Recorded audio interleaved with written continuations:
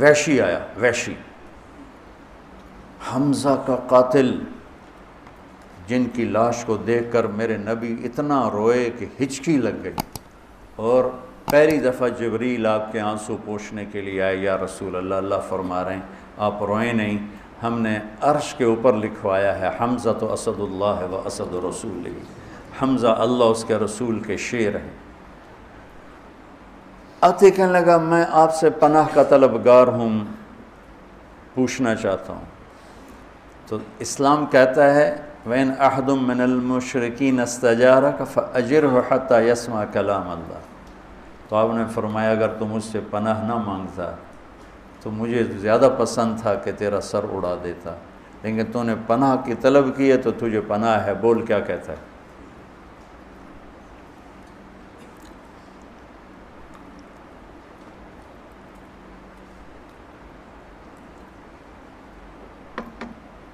چچا کے قاتل کو یوں بٹھانا سامنے، خذ العفو، کہنے لگا تیرا رب کہتا ہے جو زنا کرے، قتل کرے اور شرک کرے وہ جہنم میں جائے گا، تو میں نے سارے یہ کام کیے ہوئے ہیں، تو میرے لیے کوئی راستہ ہے؟ تو آپ نے فرمایا ہاں، یہ وہ والذین لا يدعون مع اللہ الہا آخر ولا يقتلون نفس التي حرم اللہ الا بالحق ولا يزنون، اس آیت کی طرف اس نے اشارہ کیا۔ تو آپ نے فرمایا ہاں، اللہ کہتا ہے الا من تاب وآمن وعمل عملا صالحا فَأُولَئِكَ يُبَدِّلُ اللَّهُ سَيِّئَاتِهِمْ حَسَنَاتٍ وَكَانَ اللَّهُ غَفُورًا رَحِيمًا، کہ آپ نے فرمایا ہاں کہ جو توبہ کر لے، ایمان لائے، عمل کرے، اللہ اس کے گناہوں کو نیکیوں میں بدل دیتا ہے، اور اللہ بڑا مہربان ہے۔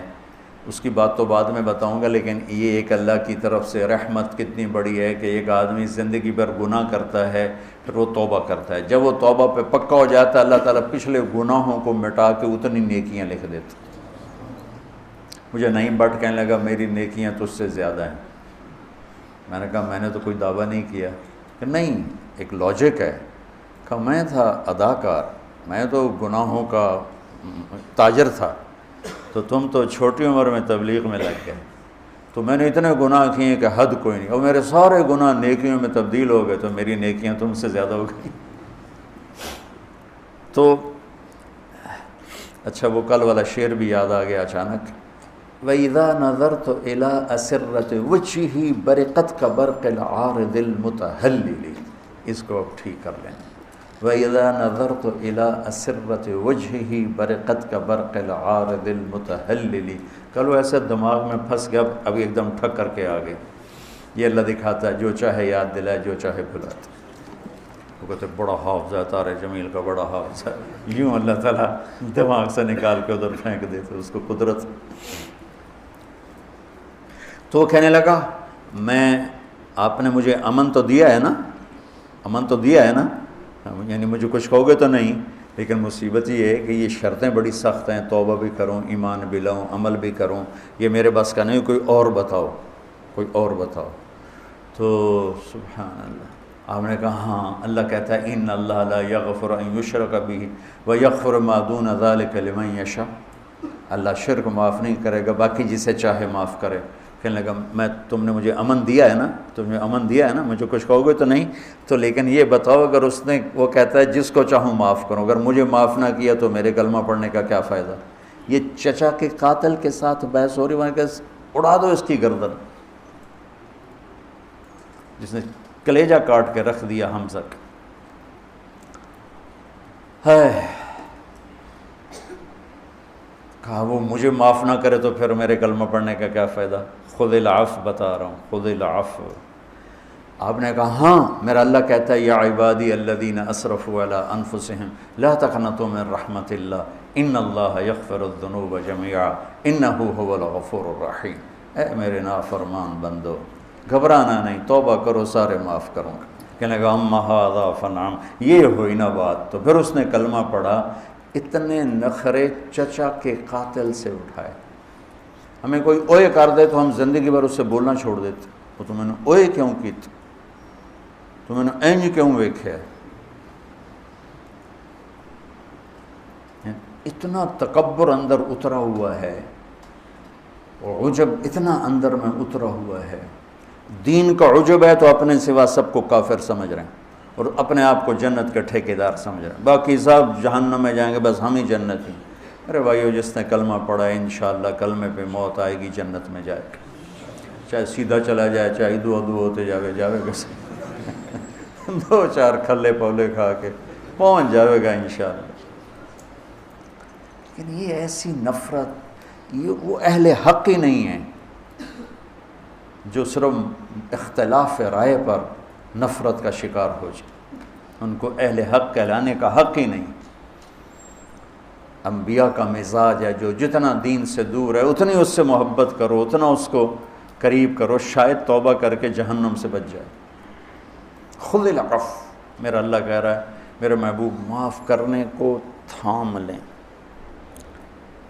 اور پھر ایک آیت چھوڑ کر آگے کہہ رہا ہے وَأَعْرِضْ عَنِ الْمُشْرِكِينَ, اور عن الجاہلین, اور جو جاہل سے مراد جاہل نہیں, زیادتی کرنے والے. وَأَعُوذُ بِكَ مِنْ أَنْ أَجْهَلَ أَوْ يُجْهَلَ عَلَيَّ, یہ یہاں مراد کہ زیادتی کرنے والے اگر زیادتی کریں تو آپ درگزر فرمائیں, اب منہ پھیر لیں جیسے مجھے کہا ہی نہیں. امام زین العابدین سبحان اللہ, ایک آدمی آپ کو گالیاں دینے لگا تو آپ منہ یوں کر کے بیٹھے. آل رسول کو گالیاں دے رہا ہے, جگر گوشہ رسول کے جگر کو گالیاں دے رہا ہے. تو جگر گوشہ وہ مطلب وہ ابھی تو صرف ایک واسطہ آگے بڑھا ہے, دو واسطے آگے بڑھے ہیں, تو آپ کی شان میں گستاخی کر کے گالیاں دے رہا ہو, آپ یوں کر کے بیٹھ گئے. وہ یہ سمجھا کہ انہوں پتہ ہی کوئی نہیں, میں نادے نال گل کر رہے ہیں. تو سامنے آ کر کہنے لگا ایاک اعنی, تینوں گالی کر رہے ہیں. آپ نے فرمایا وعنک اغضی, میں بھی تمہیں ہی معاف کر رہا ہوں. تو ایک دم پاؤں پکڑ کے چومنے لگا کہ اہل البیت کے ایسے ہی اخلاق ہوتے, آل رسول کے یہی اخلاق ہوتے. ایک آدمی نے آ کر کہا حضرت فلاں آدمی آپ کے بارے میں یہ کہہ رہا تھا, یہ کہہ رہا تھا, یہ کہہ رہا تھا.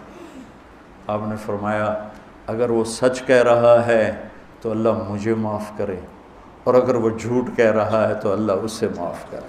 سبحان اللہ, سبحان اللہ. بچوں پڑھو سیرت, پڑھو اپنے نبی کی زندگی, صحابہ کی زندگی, اہل البیت کی زندگی, اللہ کے نیک بندوں کی زندگی, اولیاء کرام کی سیرت پڑھو کہ کس طرح, مطلب معذرت کے ساتھ جتنا دین صوفیاء نے پھیلایا ہے اتنا علماء نے نہیں پھیلایا. کہ علماء کیل و کال کے جھگڑوں میں اور صوفیاء اخلاق کا پیکر ہوتے تھے, حسن سلوک اور اخلاق سے لوگوں کا دل جیت. عالم بھی ہوتے تھے, عالم بھی, جتنے بڑے نام ہیں سب علم والے ہیں. انڈیا کی سرزمین پر جن کا نام گونجا, خواجہ معین الدین اجمیری چشتی رحمۃ اللہ سید, وہ اہل علم ہوتے تھے, پھر اہل تصوف ہوتے تھے, پھر ان کے اخلاق کی گونج لوگوں کے دلوں کو خرید لیتی تھی. خشک مزاج اور خشک کلام تو سکی روٹی طرح کھا سکتے ہو. سکی روٹی, پراٹھا بھی پیا ہوا ہے, سکی روٹی کھاؤ تو بیمار بھی آکھے گا پراٹھا ہی کھاواں. ایک آدمی میٹھے بول مجھ سے بولتا ہے, لوگ اس کی زیادہ سنیں. ایک کی زبان پہ گالی اور فتوے کے سوا ہے ہی کچھ نہیں, کون سنے گا. ہم لوگوں کو, ہماری نئی نسل دین سے متنفر ہو گئی. میں جب کالج پڑھتا تھا ہم جمعے کی نماز کے لیے کبھی کبھی جاتے تھے, تو اب یقین مانے بالکل آخر میں جاتے تھے کہ مولوی صاحب کی تقریر نہ سننی پڑے, چونکہ کسی نہ کسی نے چڑھائی کی تھی ہوگی. بالکل آخر میں جاتے تھے اور فرضوں کا سلام پھر دوڑ لگاتے تھے. تو میرا اللہ کہہ رہا ہے خذ العفو, معاف کرنے کو میرے نبی یوں پکڑیے. وَأْمُرْ بِالْعُرْفِ، درگزر کیجیے اور بھلائی کی بات کیجیے۔ عرف معروف،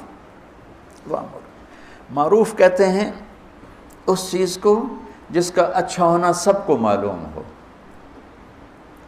تبلیغ کے کام کے لیے بہت خوبصورت آیت ہے کہ تبلیغ کے لیے عالم ہونا ضروری نہیں، ہاں علم کی مسند پر بیٹھنے کے لیے عالم ہونا ضروری ہے، شریعت کا مسئلہ سمجھانے کے لیے عالم ہونا ضروری ہے، حلال و حرام کی پہچان کروانے کے لیے عالم ہونا ضروری۔ معروف نیکی کو نہیں کہتے، نیکی مجازن نام ہے، معروف وہ چیز جس کا اچھا ہونا سب کے دل و دماغ پر چھایا ہوا ہو۔ سچ بولو کیونکہ سب کے دل و دماغ میں سچائی کی قیمت ہے، جھوٹ مت بولو، یہ معروفات ہیں۔ تو پہلے یہ بہت اعتراض ہوتا تھا، یہ عالم ہوتے نہیں تبلیغ کرتے ہیں، عالم ہوتے نہیں تبلیغ کرتے ہیں، وہ غلط فہمی کی وجہ سے تھا۔ تبلیغ میں ان چیزوں کی بات ہوتی ہے جن کا نیک ہونا سب کو پتہ ہے، اس کی بات کوئی بھی کر سکتا ہے۔ ہم مسائل بتانے ہیں، شریعت بتانی ہے، فقہ کا کوئی مسئلہ بتانا، عالم ہونا ضروری ہے۔ اس کے لیے ہم کسی عالم سے رجوع کریں کیونکہ وہ عالم ہی اس سیٹ پر بیٹھ کر وہ بات بتا سکتے۔ تو میرے نبی نے، میرے اللہ نے یوں کر کے کر دیا، اوپر خذ العفو، میرے محبوب درگزر کو یوں پکڑیے اور پھر اب بھلائی کی بات کیجیے، اور کوئی مانے یا نہ مانے اور جہالت پہ اترے تو آپ درگزر کیجیے۔ سبحان اللہ، یہ خوبصورت، میں نے ایک دن پہلے بتایا تھا، 2 دن زندگی خوبصورت بنانے کا طریقہ اور ہے، اور ضروریات زندگی کو خوبصورت بنانے کا طریقہ اور ہے۔ ضروریات زندگی خوبصورت بنتی ہیں پیسے سے، اور زندگی خوبصورت بنتی ہے میرے رب کی بتائی ہوئی ترتیب زندگی سے، اور میرے محبوب پاک صلی اللہ علیہ وسلم کی سمجھائی ہوئی ترتیب زندگی سے زندگی میں حسن آتا ہے۔ اور یہ آیت اسی میں سے ہے۔ اگر زندگی کو آپ حسین دیکھنا چاہتے ہو، معاف کرنے کو پکڑ لو، زیادتی کرنے والے سے درگزر کرو، اور بھلائی کی صدا لگاتے رہو۔ مجھے اگرچہ بت ہیں جماعت کی آستینوں میں، مجھے ہے حکم اذان لا الہ الا اللہ۔